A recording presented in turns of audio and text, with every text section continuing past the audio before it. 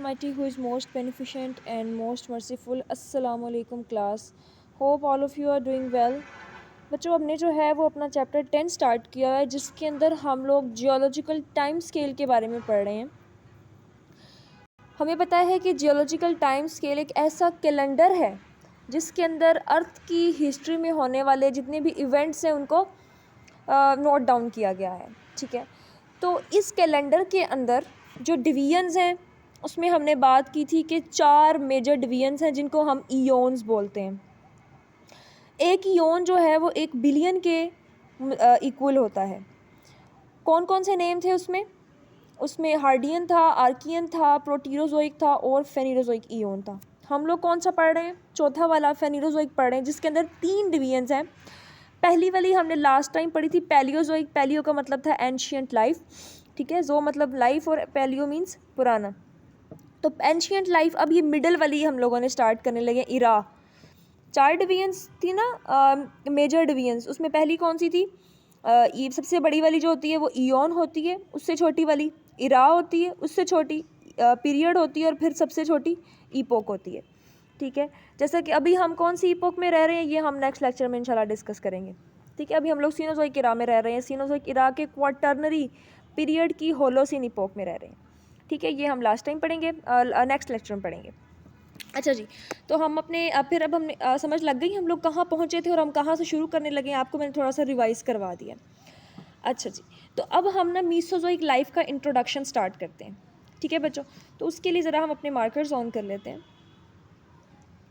अच्छा, तो इसमें वो सबसे पहले इंट्रोडक्शन में कह रहे हैं इसका टाइम स्पैन कितना है? 252 से 66 मिलियन ईयर्स का इसका टाइम स्पैन है। इसको age of reptiles and age of conifers कहते हैं।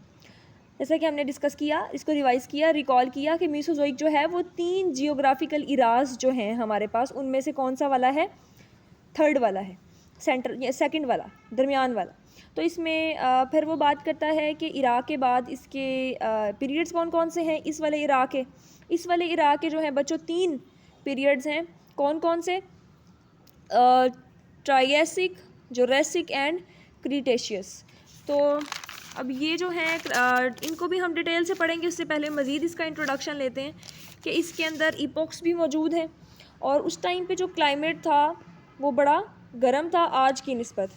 और उस टाइम पे ज़िंदगी कैसी थी, लाइफ कैसी थी मीसोजोइक के टाइम पे, उसको देखते हैं बच्चों। ये ग्राफ वगैरह डायग्राम, अब यहाँ पे आपको ढेर और ढेर डायग्राम्स मिलेंगी ऑर्गेनिजम्स की। आप लोगों ने कोशिश करनी है हम जहाँ जहाँ पे भी डायग्राम्स के बारे में पढ़ेंगे आपने वहाँ पे एक एक दो एटलीस्ट ज़रूर ड्रॉ करें। ठीक है, बायोलॉजी बायोलॉजी का जो पेपर है इट्स लॉट अबाउट डायग्राम्स। ठीक है, तो बहुत मैटर करती हैं। तो सबसे पहले वाली जो उसमें स्पीशी मेंशन है वो है जी डायनासोर्स। डायनासोर्स जो है वो तकरीबन ट्राइएसिक पेज का जब दरमियान था तो उस टाइम पे ये सामने आना शुरू हुए और लेट ट्राइएसिक और अर्ली जुरासिक में सबसे डोमिनेंट यही थे। और डायनासोर्स ख़त्म कब हुए? जब क्रीटेशियस वाला जो पीरियड है, हमने इसको 3 पीरियड्स में तकसीम किया ना इस वाले इरा को, तो तीनों पीरियड्स में हम बात करें डायनासोर्स कब कब कितने थे।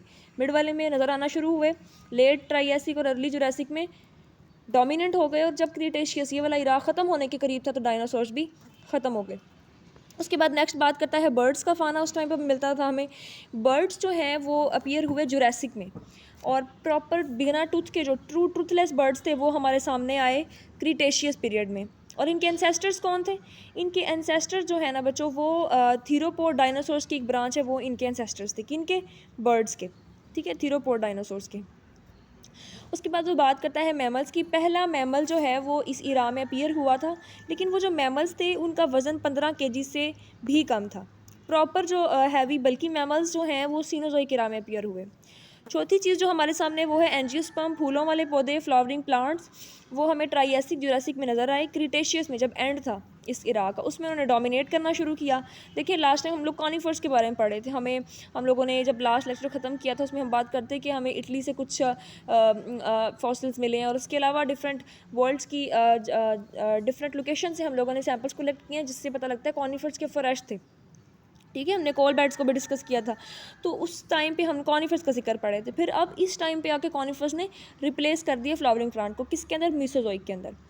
अब फर्दर इसके पीरियड्स की बात करते हैं कि इसमें जो है वो कितने पीरियड्स हैं। तो टोटल टाइम स्पैन जो है इसका कितना बनता है? 186 मिलियन ईयर्स। और तीनों जो हमारे पास हैं ट्राइएसिक, जुरासिक और क्रिटेशियस, 251.902 से लेकर 201.3 तक जो है वो फर्स्ट वाला है, जो कि कौन सा है, ट्राइएसिक वाला। उसके बाद दूसरा जुरासिक वाला जो है वो फिर 145 मिलियन ईयर्स तक जाएगा, और देन 145 से 66 तक जो जा रहा है वो हमारा तीसरा क्रिटेशियस पीरियड जा रहा है।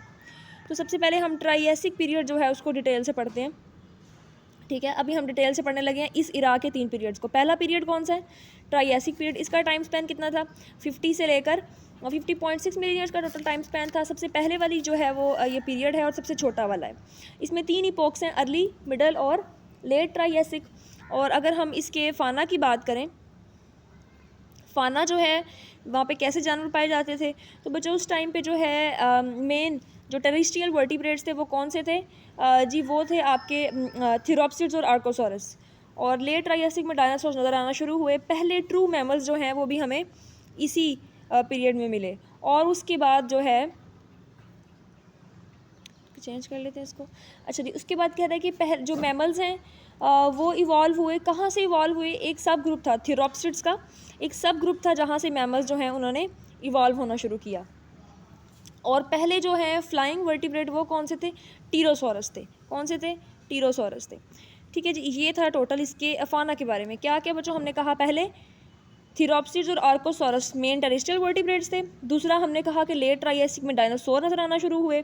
तीसरा हमने कहा कि पहले ट्रू मैमल्स नज़र आए। और चौथा हम लोगों ने कहा कि मैमल्स जो हैं वो थिरोप्सिड सब ग्रुप से इवॉल्व हुए। और पांचवी हमने पॉइंट ये बताया कि पहले जो फ्लाइंग वर्टिब्रेट थे वो टीरोसॉरस थे, ठीक है बच्चों। कुछ मेमोराइज हुआ फाना के बारे में, 5 हम लोगों ने डिस्कस किए हैं। उसके बाद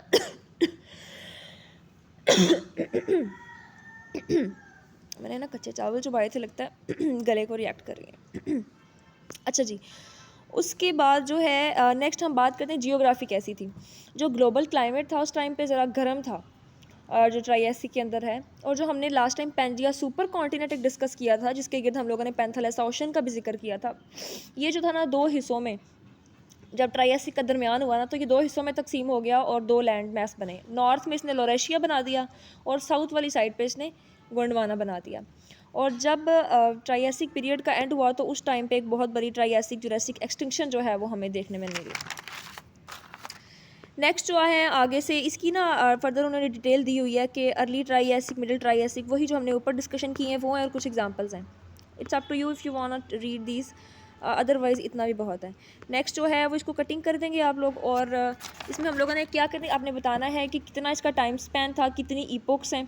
फिर हमने बताया ट्राइएसिक में फाना कौन कौन सा है और जियोग्राफिकल कंडीशंस उस टाइम पे कैसी थी, ठीक है। तो उसके बाद जो है हम लोग जुरासिक की तरफ चलते हैं, जिसको एज ऑफ डायनासोर्स बोलते हैं। जुरासिक जो है इसका टाइम स्पैन कितना था, तकरीबन 56 मिलियन ईयर्स का टाइम स्पैन था। कितना था स्टूडेंट्स, 56 मिलियन ईयर्स का इसका टाइम स्पैन था। और उस टाइम पे जो है मिडिल, और दूसरा ये कि ये हमने जो 3 पीरियड्स डिस्कस किए हैं ये मीसोजोइक इरा का दरमियान वाला पीरियड है। कौन सा बच्चों, दरमियान वाला पीरियड है। और इसको एज ऑफ रिप्टाइल्स बोलते हैं। डायनासोर रिप्टाइल ही है ना, तो इसको एज ऑफ रिप्टाइल्स कह रहे हैं। और इसमें टोटल हमें 3 इपोक्स मिलेंगी। कौन कौन सी, अर्ली वाली, तीनों में सेम ही है, अर्ली, मिडल और लेट, उन्होंने 3 इपोक्स में इसको डिवाइड किया हुआ है। और अगर हम बात करें कि उस टाइम पे जियोग्राफिकल कंडीशंस कैसी थी, तो जियोग्राफिकल कंडीशंस जो हैं वो ड्राई से ह्यूमिड होना शुरू हो गई। जो एरिड किस्म के डेजर्ट्स थे ट्राइएसिक के, उसकी जगह पे जब जुरासिक पीरियड शुरू हुआ तो लश किस्म के रेन फॉरेस्ट हमारे सामने आना शुरू हुए, ठीक है जी। यानी कि जो इन्वायरमेंटल कंडीशंस थी ओवरऑल ह्यूमिड होना स्टार्ट हो गई। अगर अब हम इसके फ़ाना की बात करें कि उस टाइम पे किस किस्म का फ़ाना था, तो रिप्टाइल्स डोमिनेट करना शुरू कर चुके थे। और पहला जो बर्ड था वो भी हमारे सामने आया, जुरासिक।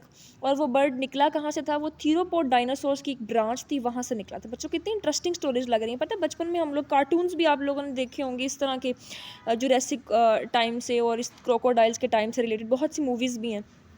देखें ह्यूमंस ने कितनी एफर्ट की, फॉसिल्स कलेक्ट किए और उसको एस्टिमेट और अंडरस्टैंड करने की कोशिश की अर्लियर कंडीशंस को, फाना के पॉइंट ऑफ व्यू से भी और जो है एवोल्यूशन के पॉइंट ऑफ व्यू के ओवरऑल इन्वायरमेंट के अंदर, फाना के अंदर किस तरह की एवोल्यूशन आई, कैसे ऑर्गेनिज्म ने इवॉल्व किया। इंटरेस्टिंग है ना ये टॉपिक, मुझे तो बहुत मज़ेदार लगता है। अच्छा, उसके बाद वो कहते हैं कि डायनासोर जो हैं, जब ये वाला टाइम आया उन्होंने डोमिनेट करना स्टार्ट किया। और पहले जो बर्ड थे वो इवॉल्व हुए, कहाँ से इवॉल्व हुए, थीरोपोड डायनासोर से। कहाँ से स्टूडेंट्स, टीरोपोड डायनासोर जो है वहाँ से इन्होंने इवॉल्व करना स्टार्ट किया। और जो छिपकली लिजर्ड है, गर्ल्स की मोस्ट फेवरेट है ना, तो वो जो है वो भी इसके अंदर इवॉल्व होना स्टार्ट हुई। पहली वाली जो थी ना वो अपीयर हुई, इवॉल्व नहीं हुई फ़िलहाल, अपीयर हुई, ठीक है। और उसके अलावा थीरियन मैमल्स ने इवॉल्व करना शुरू किया। ज़रा आप लोग मुझे ज़ोर दे के बताएं, थीरियन मैमल्स कौन से होते हैं बच्चों, कुछ याद आया? थीरियन मैमल्स ऐसे परिंदे, ऐसे मैमल्स जो क्या करते हैं, यंग वन को बर्थ देते हैं। मसलन मिसाल के तौर पे मार्सूपियल्स हैं, प्लेसेंटल मैमल्स हैं, ठीक है। आज के दौर में अगर आपको इस एग्जांपल देनी हो प्लेसेंटल, आप इंसान खुद प्लेसेंटल मैमल्स हैं, कैट्स हैं, डॉग्स हैं।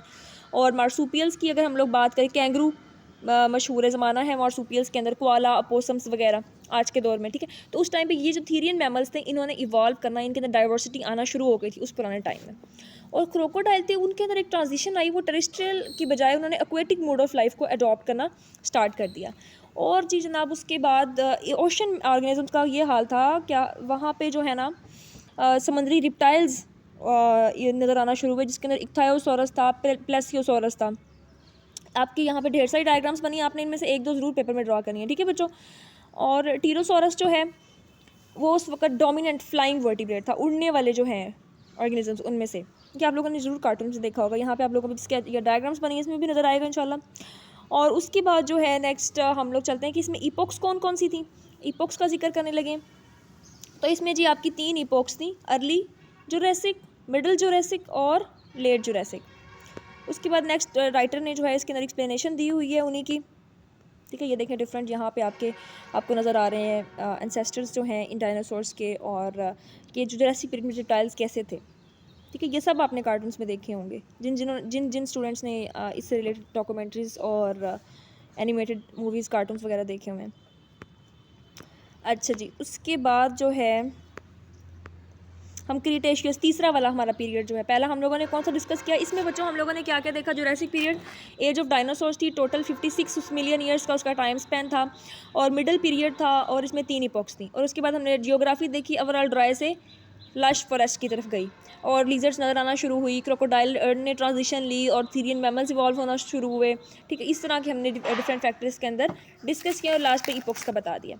और अब हम चल रहे हैं अपने क्रीटेशियस पीरियड की तरफ। अच्छा बच्चों, क्रीटेशियस पीरियड का टाइम स्पेन कितना था, 145 से लेकर 66 मिलियन ईयर तक था। और ये तीसरा पीरियड है मीसोजोइक एरा का, थर्ड वाला है।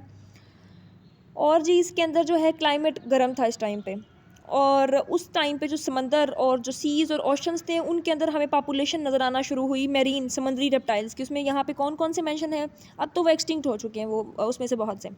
तो उसमें कौन से हैं, अमोनाइट्स हैं, रियूडिस्ट हैं। रियूडिस्ट बच्चों कौन से होते हैं, किसी को पता है? रियूडिस्ट बेसिकली ये समुद्री मोलस्क थे और इनके जो शेल थे ना उसकी शेप बड़ी यूनिक थी, ट्यूब जैसी, कॉन जैसी। रियूडिस्ट में वो थे। और एमोनाइट्स में कौन थे, इसके अंदर जो है ना जो सिफेलोपोड्स, जैसे आप लोग ऑक्टोपस, स्क्विड, कटलफिश वगैरह पढ़ते हैं, इसके रिलेटेड जो है ना सिफेलोपोड्स की टाइप्स थी जो कि अब एक्सटिंक्ट हो चुके हैं, क्रिटेशियस पीरियड में पाए जाते थे। ये सब जो है उस टाइम पीरियड में मौजूद थे, वैसा फाना था। और डायनासोर जो है वो फिर इस क्रिटेशियस तक डोमिनेट करना शुरू किए रखा, इसी में वो ख़त्म हुए थे डायनासोर्स।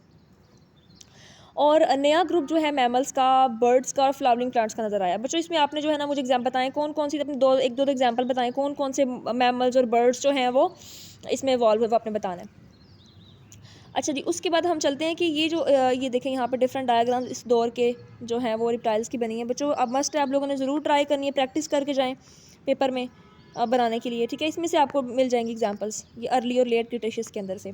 उसके बाद लास्ट पे हमने जिक्र करना है कि ये जो एक्सटिंक्शन है इसमें एक ऐसी थी, ये 5वीं और मोस्ट रीसेंट एक्सटिंक्शन में से है, 5th and most recent extinction में से है। और इसके अंदर 75% ज़िंदगी तबाह ख़त्म हो चुकी थी, एक्सटिंक्ट। और इसमें बहुत से ग्रुप नॉन एवियन डायनासोर्स और एवियन डायनासोर्स, जिस तरह से टीरोसोरस वगैरह हैं, पता ना फ्लाइंग वर्टिब्रेट हमने जिक्र किया कि फ्लाइंग वर्टिब्रेट था डोमिनेंट किस्म का, किसके अंदर, जुरासिक में बड़ा डोमिनेंट था फ्लाइंग वर्टिब्रेट्स में से, वो भी ख़त्म हो गया। और बड़े बड़े मेरीन समुद्री रेप्टाइल्स इसके अंदर ख़त्म हो गए, ये वाले ग्रुप्स। और डायनासोर्स ने बस डोमिनेट करना शुरू किए रखा था जुरासिक में, लेकिन जब ये वाला मीसोजोइक इरा ख़त्म हुआ, एंड पे आया, क्रिटेशियस वाला इसका दौर शुरू हुआ, तीसरा इसका हिस्सा शुरू हुआ, तो उसके एंड तक ये ख़त्म हो चुके थे। अब फिर साइंसदान जो है ना एक्सटिंक्शन की डिफरेंट रीजन्स को बच्चों एक्सप्लेन करने की कोशिश करते हैं। ये नीचे 2 रीजन्स लिखी हुई हैं। तो इस एक्सटिंक्शन के अंदर जो है वो क्या है जी, कि प्लांट के ऊपर डिपेंड कर रहे थे डायनासोर, डायरेक्टली या फिर इनडायरेक्टली, ठीक है, अकॉर्डिंग टू साइंटिस्ट। तो उसमें वो कह रहे हैं कि पौधों प्लांट लाइफ जो है वो डिस्ट्रॉय होना शुरू हो गई। अब वो प्लांट के ऊपर डायनासोर डिपेंड कर रहे हैं, प्लांट ही डिस्ट्रॉय हो गई, उनका फूड है जो है वो ख़त्म हो गया। तो जब फूड ही नहीं है तो एनिमल्स कैसे कब तक सर्वाइव करते। अब इसको भी जो है वो साइंटिस्ट एक्सप्लेन करने की कोशिश करते हैं कि कैसे पौधे उस टाइम पे ख़त्म हो गए। इसकी दो वजूहात एक्सप्लेन की जाती हैं। उसके अंदर पहली है जी जो बहुत बड़ा एस्टेरॉयड का एक मैस था वो कोलाइड किया होगा, या फिर दूसरी वजह ये बताई जाती है वोल्केनो की इरप्शन। इन दोनों ने या फिर इन दोनों के कलेक्टिव जो है इफ़ेक्ट की वजह से पौधे ख़त्म हो गए। तो एस्टेरॉयड क्या होता है बच्चों, बेसिकली जब सोलर सिस्टम बना था उस टाइम पे ना कुछ रेमनेंट्स किस किस्म के रेमनेंट्स की कॉम्पोजिशन कैसी थी, बड़े बड़े मैस जो कि रॉक्स के, पत्थरों के और मेटल्स के बने होते हैं, वो सोलर सिस्टम के अंदर सन के गिर्द घूमते हैं, उनको एस्टेरॉयड बोलते हैं। तो कहते हैं बहुत बड़ा एक एस्टेरॉयड कोलाइड किया था। तो ये डिफरेंट फैक्टर्स ने क्या किया, पौधों को ख़त्म कर दिया। डायनासोर डायरेक्टली इनडायरेक्टली इन्हीं पर रिलाई कर रहे थे, तो उसकी वजह से क्या हुआ, एक्सटिंक्शन हो गई इतने सारे 75% ऑर्गेनिजम्स की। और फिर ये जो टाइम था इस टाइम तक एंड हो गया किसके दौर का, रिप्टाइल्स के दौर का। अब फिर मैमल्स ने फ्लरिश करना स्टार्ट किया। अभी तक तो 15 kg तक के मैमल्स थे, बहुत हाई फाई बल्कि मैमल्स नहीं थे। तो फिर अब रिप्टाइल्स को किसने रिप्लेस किया, मैमल्स ने रिप्लेस किया, और मैमल जो है इस टाइम तक डोमिनेंट हो गए थे। ठीक है students, this was all about Mesozoic life जो कि था सेंट्रल इरा था। इसके बाद हमने लास्ट सीनोजोइक पढ़ना है जो कि अभी चल रहा है, करंट हमारा जो इरा है, इसको डिस्कस करेंगे। अगर if you have any question we can discuss in the group and as well as in comment section. Till then take care, अल्लाह हाफिज़।